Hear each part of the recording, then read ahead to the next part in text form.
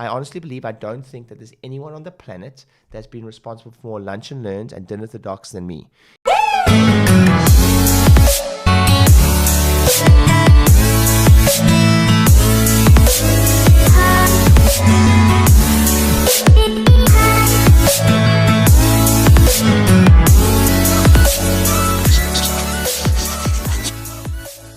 Hey everyone, welcome to the DC Practice Growth Podcast. I am talking about one of my favorite subjects ever today. I often get asked if I started all over again, if I lost everything, or if I decided to open a practice from scratch all over again and film the whole thing, what would I do? And it would be everything I'm going to talk about in the next 3 episodes of this. Is a 3-part episode podcast. And it is all about all things talking or speaking or orientation classes or lunch and learns or dinner with the docs. I'm going to, in the next 3 episodes of this podcast, run through the most fundamental principles you have to understand if you're going to do these effectively. And the reason I say that if I had to do this all over again, the reason I say that I would do these and pretty much nothing else, and I say that tongue in cheek, I would do other things, of course. But clearly, I do a lot of these. So I honestly believe that there's almost no one on the planet that has been responsible for more lunch and learns and more dinner with the docs, those two in combination, than me. Let me say that again. I honestly believe I don't think that there's anyone on the planet that's been responsible for more lunch and learns and dinner with the docs than me. Why can I say that, and how can I say that? It's because I have 8 practices. And I am responsible with my marketing team for making sure there are new patients in those practices, which means this is a banker or a home run for us and something we do regularly. We do it aggressively. We do it a lot, and we've been doing it for years. So in the next 3 episodes of this podcast, I'm going to run through some of the lessons we've learned about doing these. And I'm going to start this podcast by telling you more about specifically going when it comes to talks. There are 3, right? There's 3 types of scenarios. 1, you're going to do something within your practice to existing members. 2, you're going to do something in the community, which is commonly termed by a lot of people as lunch and learns and variations of that. 3, we are going to talk a lot about what is commonly termed dinner with the docs and how to get people to come to you, how to opt in via social media to come to you. And we're going to starting this week with probably the one that most people don't want to hear about right now, but the one they probably need to hear about the most. And that is doing something within your practice, an orientation class, a health class, a mandatory health class, as a lot of people would have termed it, especially back in the day. And I think that's an important point to touch on right now. How and why would anyone make a health class mandatory? And if we go to the fundamentals of why we do speaking, why we do a health class, most people would tell you why you would do it in the practice is to educate your patients. I sometimes think that's almost slightly condescending, that you're going to educate them. And listen, the word educe comes from the word educate comes from the Latin word to educe, which means to draw out. So let me say that again. Not shoving in, but drawing out. My teachers and the people that I spend time with come from the fundamental belief that genius is within every one of us already. Your job is to draw it out. And it is very closely aligned with chiropractic philosophy that we have everything within us to be geniuses and geniusly heal. I mean, the process of healing is a genius process. So we have everything within us to do that. And what I'm basically, the beginning of this talk, of this podcast, could literally be your health class, right? So why do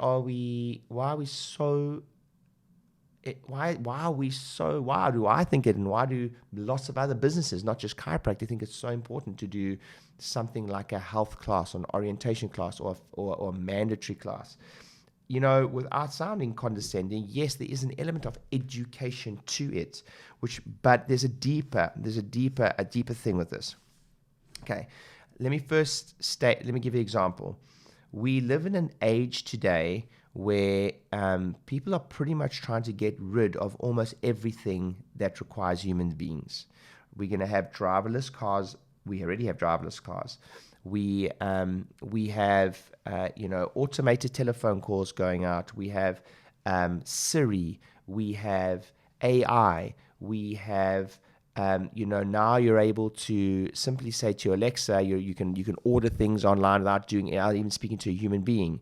You can everything from book your travel to your flights to just about anything you can do online now and not even speak to a human being. So let's start with that. And the interesting part of that conversation is this: even though that is the case, it is interesting to me to state the following fact. I'm going to mention some names now, some of the biggest online marketers on the planet. Let me be clear. These people have they have made $1 million in a day. Many of them, they've had incredible opportunities to increase their wealth, etc. by not speaking to anyone, by simply sitting at home in front of their computer in their underwear most of the time, and make a lot of money. And a lot of people look at that situation and go, that's the dream. And what's so interesting about that situation is, even with that being the case, they all still get in a plane, fly halfway across the world to speak to an audience. And let me just say that again. Let me start that again. They fly halfway across the world in a plane that's a pain in the ass. When you first start speaking internationally, the novelty is quite cool, and trust me, it wears off very, very quickly. But they still wait in the queues, travel terrible travel times. They still jump on a plane. They still travel halfway across the world to stand up in front of an audience for sometimes as short as 60 to 90 minutes when they are making up to $1 million a day online. Why in the world would they do that? And here's why they do that. Because I don't care how good you are at marketing. I don't care how good you are at online marketing. I don't care how many leads you can generate. I never forget, my biggest mentors taught me this. Nothing will ever replace both the quantity and quality, specifically emphasis on the second part of that sentence, the quality of leads. And there's a third part, in the time frame in the shortest time frame that you can, by doing, except for talks. Nothing will ever be able to match the quantity and quality and the return on investment on your time that you'll ever get from talks. Yes, you may generate a lot of leads online. Listen, if you just want a lot of leads, you could just do Groupon. You'll get a ton of leads, I'll tell you that. But if you've been in business for a while, been in practice for a while, you'll know that there's a difference between a lead and a quality lead. And there's this beautiful tension between sales and marketing that will forever exist. And if you don't have a sales and a marketing team, let me tell you who your sales and marketing team is. Your sales team is you. You are the sales guy. You're the guy that does the initial consultations, the report of findings. That is, you are essentially the sales guy. The marketing is, even if it's an internal dialogue, you'll be sitting in an initial consultation, for instance, an exam, and you may be with what, I don't really believe in this, but what people commonly term a tire kicker, and you may think to yourself, damn it, I really hate this. I hate that I'm sitting with this guy who's wasting my time. That dialogue there is the tension that will always exist between sales and marketing. That just happens to you internally.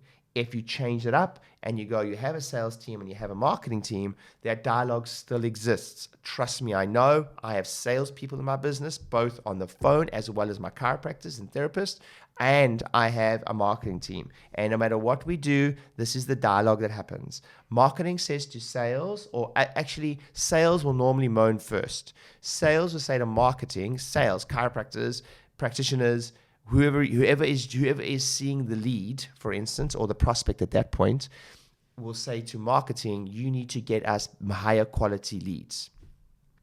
And marketing, trying to do the very best that they can, will end up saying to sales, you need to learn how to close better. Now, how do I know that? Because I have up to 50 associates at any one time. I've had anywhere from 35 to 50 associates. And I tell you that for 10 years of doing this, that will always exist. And sometimes they'll be using an excuse. So it doesn't even matter how good the person is or bad the person is. You may find someone might, as a justification, will say, well, the reason I'm not doing so well in practice is because you're not getting me high quality leads. So even if it's not true, often what will happen is the salesperson will justify why they're not doing that well, based on the fact that the marketing, maybe you at the time, is not generating high enough quality of lead. But it's really a mixture of both those scenarios. As I said, if you want a shit ton of leads, you just go and get a whole bunch of leads from Groupon, and you've got no problem if that's all you're worried about, and there's a time and place for that. But there is nothing that will my response to that person normally is, why? Okay, great, you want high quality leads, you need to do a lot of talks. And then we see it. This is what it is. It's what I call the fear. And the fear I'm talking about is the fear of public speaking. If on most polls, if you ask what the highest fear in the world is, most people will say that, depending on the poll, but there are many surveys that would put public speaking ahead of death, which would mean at a funeral, the person, most people would rather be in the box at a funeral or in the casket than saying the eulogy. Isn't that a crazy scenario? As statistically speaking, most people would rather be in the casket than saying the eulogy. So that's when I see it. And as I say, when I see it, it's the fear. It's the fear that people have. Like, yes, I want high quality of leads, but don't ask me to get out there and get into in the public domain and do speaking. So I'm going to address that very quickly. Look, I have a two-day course on this. If you want to learn how to speak, if you want to learn how to change your life, it changed my life, I promise you that. If you want to learn how to fill the room, how to get people to show up, that's another art. How to then close people and ethically get people to come to the next steps with you, then you've got to be at the events. Please look at the dates. There's one coming up in Dallas, there's one coming up in Windsor, United Kingdom, there's one coming in Barcelona, Spain, and there's another one coming in West Coast of America. So for this year, so please make sure you check that out. But moving swiftly on, the remit of this podcast is not specifically got to do with getting over the fear of public speaking. There is entire books written about that, and there's entire course written about that, and you should go on those. But the reason why you should, let's skip right to the reason why you should do these talks, is because if Ryan Dice, who's one of the biggest online marketers on the planet, Frank Kern, Russell Brunson, still go to the effort to, and to be clear, they can do everything online. They make millions of dollars online, but they still go to the effort to get people to physically from all over the world show up in a room. Those rooms are not cheap. Let me just explain. You are talking about, I personally know that, to put on a day at the Excel or a big conference center with a big AV team, etc., you are talking, in some cases, six figures for 2 days, I would say. 6 figures, 2 days. It'll often, with the, don't forget, all the money it costs to market the room, hire the room, hire speakers, hire AV team, etc. You could easily be dropping 50K. Easily. I mean, that's going to be 100K depending on the spec of all of that. So why do these people go to that effort? If they can sit at home in their underwear and make millions of dollars, why in the world do they still go to all the effort of getting people to fly all the way across the world to sit in a room? Because here is the truth. Again, nothing will ever match the quality and quantity of leads you'll get, but there's a further truth to it, is that everyone thinks it's about educating your patients, which is kind of condescending because they've got genius in them with already. But it's way less about educating your patients and more about creating a community. It's way less about educating and more about creating a community. That does not mean that the education part of that isn't super important. It's an and conversation. But when we say education, it's more. Let's break it down into two parts. We have getting people into a live room, and there's an education part. I'm going to skip through all the rubbish for that and tell you that the education part is to almost unapologetically, if you will, quickly let someone know who you are and what you stand for, right? And that's our philosophy. And that is important, but don't forget to you want to freak them out too much. It's called gradient. You want to make sure that you meet people where they're at in some way, shape, or form, And some people hate that saying, some people love that saying, but listen, I've spoken on some of the biggest stages on the planet. I've shared some stages with some of the biggest names on the planet, Robert Kiyosaki, etc. And I will tell you that there is a legitimate concern about, if you will, meeting your audience where they're at. So that's not whether you agree with that or don't agree with that, I don't really care. It's a communication fundamental principle, first of all. So the education part is also broken down into, you are selling, yes, I said it, you are selling the process, of what you stand for. You're also selling the fact, in some way, shape, or form, you're also addressing a lot of objections. So there's a sales principle that says, deal with objections before they come up in many cases, in your sales presentations and in your copywriting. So when you're doing talks, you're thinking about addressing objections. Objections like, I've heard that when I see a chiropractor, I have to keep on going forever. I've also heard that you're going to try to sell me something. I've also heard that it hurts. You need to address a lot of these concerns subtly within your education process, when people say educate. And for me, one of the biggest points when it comes to education that I hammer home with anything where you're wanting retention, anywhere you're wanting a high lifetime value of a patient or a client, is that for me, one of the biggest things that you need to educate on is that healing takes time.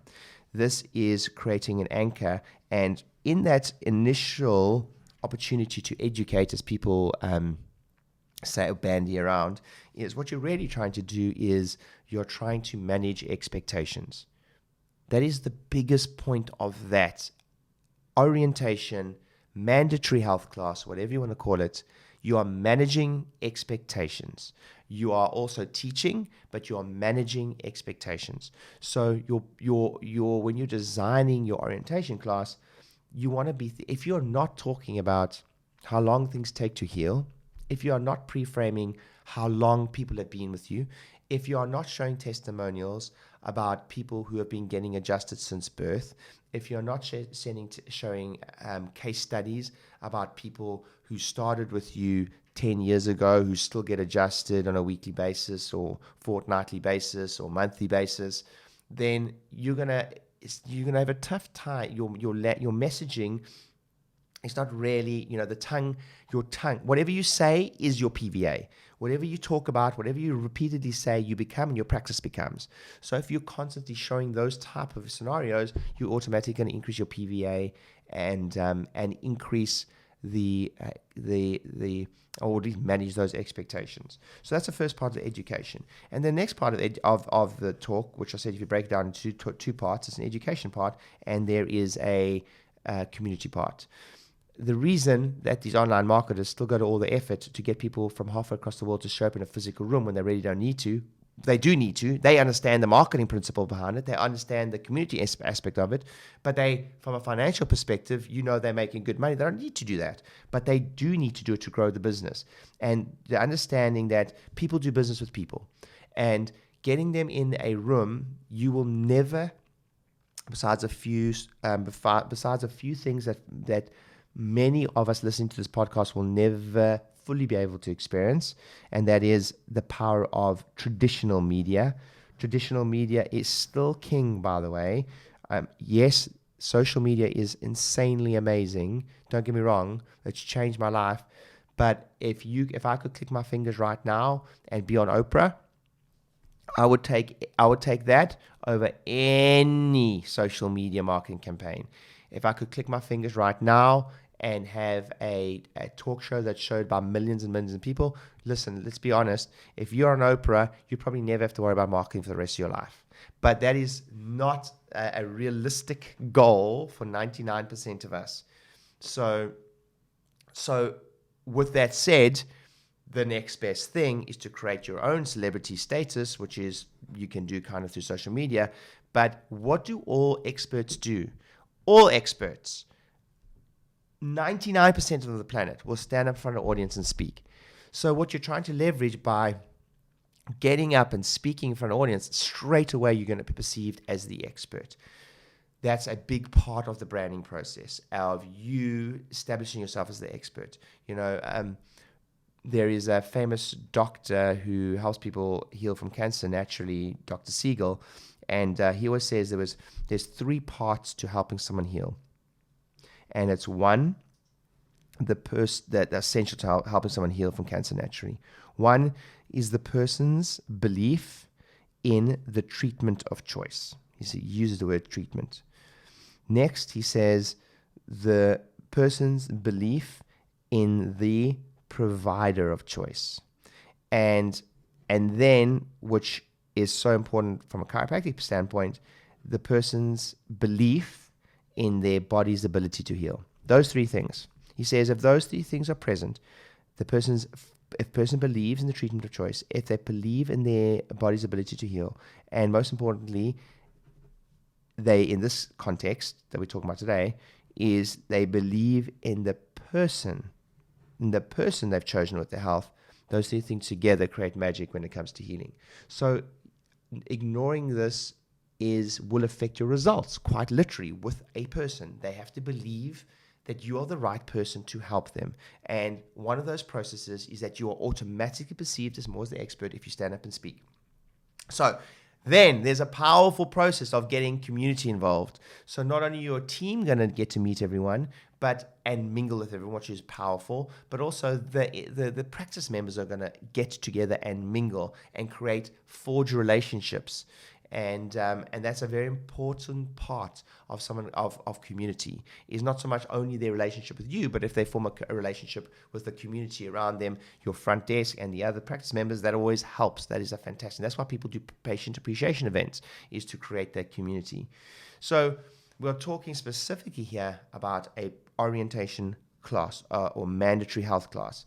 And let me take another step here and tell you about a podcast. I did a virtual summit not so long ago, and I did a survey I asked this question: what has been the one thing that's been the most reliable source of new patients for you over your span of your career? And I did the virtual summit with some of the most successful docs on the planet. And the number one thing that everyone said that came up the most was a health class, a orientation class, or something of the sort.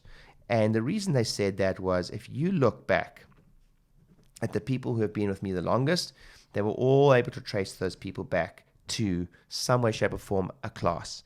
One of the docs I interviewed, interestingly, what he does is he for 20 years, he's always chosen a patient of the week. At the end of the quarter, he takes all his patients of the week for a dinner, right? And he says, it may not sound like a lot. You got 4 per month, you got 3 months, and you're looking at taking 12 people for dinner every quarter for 20 years. He says, without a shadow of a doubt, that one strategy, if you look at the people that have stayed with him the longest, it has by far been one of his best things he's ever done in his career. And most of those people even started with care with him because they went through an orientation class or a health class first. So when I talk about orientation classes or health classes with my inner circle members, I also like to just talk about the different types, because there's the beautiful thing about business is that business is great. There's not one way to do it, and everyone does it a different way, and they'll all swear by their way. But I want to tell you that's just not quite the truth. So first of all, we have the mindset that a lot of people would prefer to not see an initial consultation or a exam or a first appointment with someone if they have not been to a health class. So the one train of thought is that you can do a health class prior to someone even going through initial consultation. Here's my lesson with that strategy is, one, are your initial consultation reported findings going to naturally be with more people that are of higher quality, and by quality I mean intent to take up your care? And the answer is a resounding yes. There's absolutely no doubt, because the more hoops you get someone to jump through before they end up in a selling environment, simply means the higher their motivation is to get to that point. And by the time you get to that point, they are just a dream to work with. So that's the first part. However, are you going to is that a natural filtering process to have less people at the initial consultation, that's also resounding yes. So you've got to be careful of that strategy. The only time, if you're very good at generating leads, in fact, you're amazing at generating a lot of new patients, etc., and you are, let's say, a standalone doc in your practice, and you have a limit to the amount of initial consultations you see per week, you need to make sure that those initial consultations, those exams, are filled by the highest priority. Dan Kennedy always says that the biggest mistake we make as one-on-one salespeople is we spend too much time with the wrong people. When we have a limit, there's a finite amount of initial consultations we can do.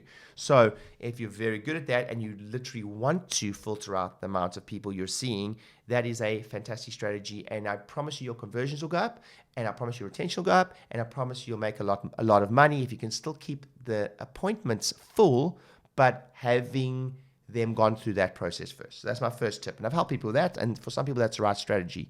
If you're currently listening to this and you're struggling for new patients, I'm going to ask you to be careful of that strategy, because you don't want to filter sometimes it's too much of a filter, and you end up not having enough bodies in front of you to be able to sell your product or service to.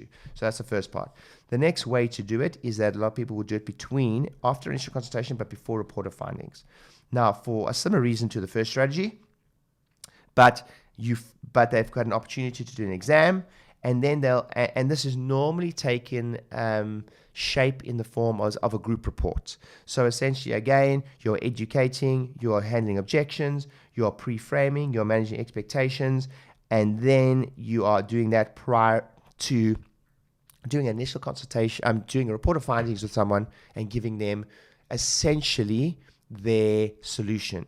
So remember, in our industry, or if you look at if you classify the sale of what the sale process of what we do is a diagnostic and prescriptive sale. That sends shivers up a lot of people's spines when I say that, because a lot of people would, especially in chiropractic, would say, well, I don't diagnose. Well, yes, you in the sense of a sales process, yes, you do. You do, even if you say I don't diagnose a disease process. That's fine. You don't diagnose a disease process, but you still diagnose. You still say to the person, "Here is your problem." That's the definition. They'll still say, and your problem in this case may be that you are subluxated, and that is decreasing life force and not enabling your body to heal the way it should. But that's the sales process is still a diagnostic sales process. The most vitalistic doctors on the planet still go, there's your problem. I've been with them. I've spent so much time with them. They've been my mentors, and it doesn't matter what they say. They still look at an X-ray and go, there's your problem. Which means that's what I mean by that is it's a problem and then a prescriptive sale. And then here is the solution. The prescriptive, when I say, is here's the solution.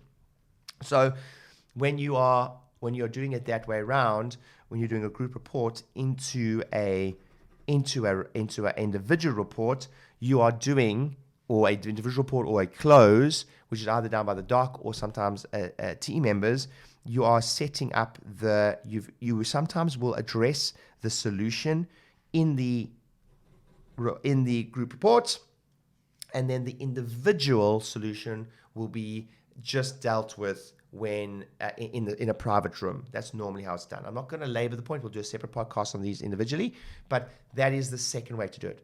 The third way to do it is you just get people to come to a talk as part of their process when they start care with you. So let me run through that again. So first way is prior to initial consultation or exam. Second way is a group report, if you will, before the report of findings. The third way is once you've discussed initial care plans, you will then simply, as part of your care plan, that's the critical thing I'm going to tell you now. It has to be, if you're trying to do a health class and it's like an optional thing, you will never fill that health class, I promise you. And I say this tongue in cheek, but the docs that fill the health class the most are the ones that simply insist that it is a mandatory class. And some of you will feel uncomfortable with that term, but that even if you don't use that term, you absolutely have to have that intention. Because here's the lesson that I've learned. I'm doing this for 10 years. If you're not all in and the team's not all in, and you almost take no prisoners, you will. It's not like, oh, if you do this 50%, you will get about 50% of the room. No. If you do this 50% all in, you will get almost no one in the room. If you do this 100% in, you'll get 80% of the to 90% of the people in the room. So there's almost no in between. You as a team and as a doc, you have to be absolutely determined that every person attends a health class. And some tips for this is that it has to be spoken about as part of their scheduling. For instance, when you are offering your recommendations and you're saying, well, you're going to need to see me 3 times. Well, what we're going to do first is you're going to see me 3 times a week for the next whatever. And we're going to book that out ahead of time. And you nail down the scheduling, which is a separate podcast. You in that discussion, you're going to be doing yourself a huge favor. In that discussion, you mention what everyone does here is we first go through a class that makes sure you get the most out of your adjustments, to get sure you get the long-term results, to make sure you can maintain these so that you can take this lesson and this hurt and the healing home with you and help your family and your family understands, etc. Is we start everyone in with a health class. And then we'll see you 3 times a week for the next, etc. Or you mention the scheduling and then you mention but everyone goes to the health class first. You do need to mention that at that point, and that way you're giving your team a good chance of winning. Then when you do the handover at the front desk, again, it's always, we're going to see Mary we're going to get Mary booked in for the next health class this Thursday night, and we're going to see her 3 times a week for the next X whatever amount of time, whatever your recommendations are. That's my little tip for you to fill those classes. So here's what's going to happen. If you do, here's the kind of, you could do the first way of doing a mandatory health class prior to initial consultation or exam and then a health class. But I sometimes think, this is just my humble opinion, and I'm totally prepared to be wrong, but this is my humble opinion that I think that's a bit overkill at times. You could do and make it mandatory. That is your education process.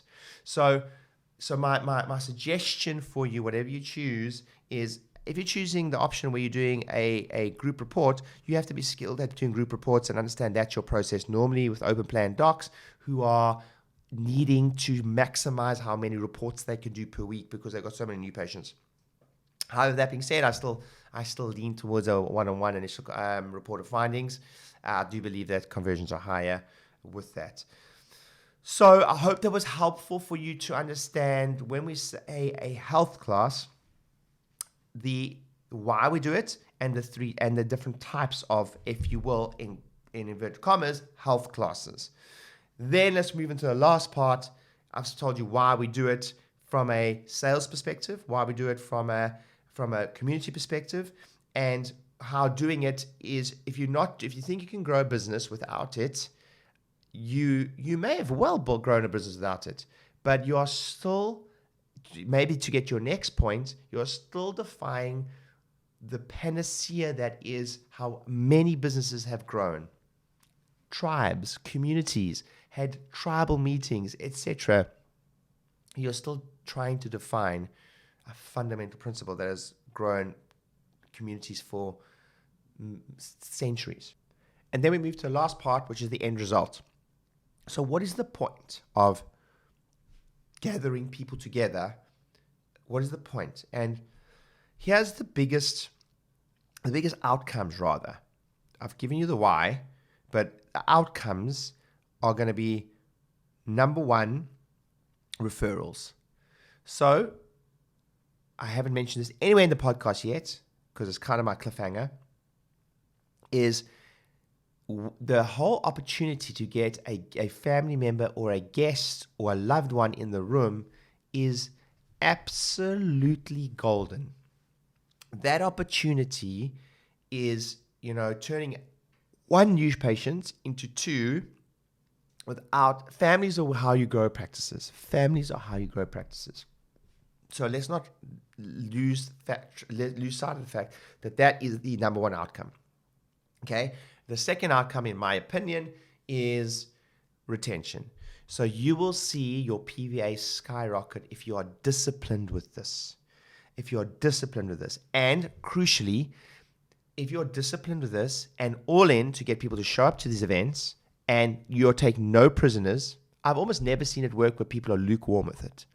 Meaning they either go, this is mandatory now, or If they're lukewarm, they normally get 3 or 4 people in. If they're all in, it's mandatory, they'll fill the room with 10 to 20 every week. So those two facts, retention and referrals, are worth doing it. Those are the only reasons you do it, because here is the truth of the matter, is that marketing costs money. And yes, you have to be able to show return on investment.